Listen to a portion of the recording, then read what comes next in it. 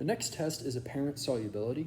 I have pre-massed 0.25 grams of each of the sulfates, magnesium, calcium, and barium sulfate.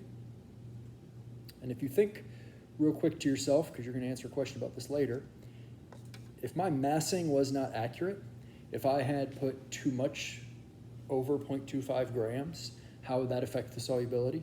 And if I put less than 0.25 grams, how would that affect the solubility? But we'll assume that I did a good job.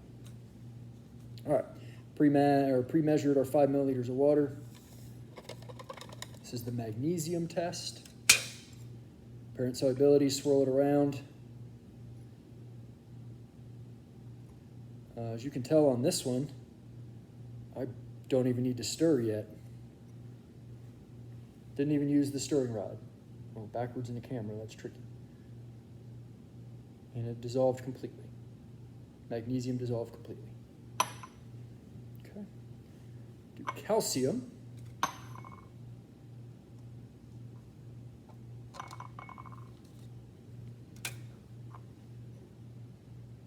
Swirl this one around, and you can see it turns white.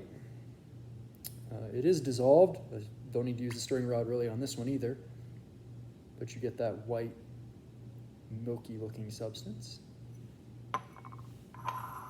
Set those there so you can compare them.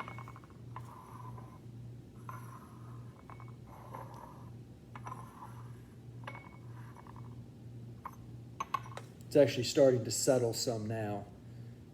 So it did turn white, but it then starts to settle a little bit. All right. The barium test.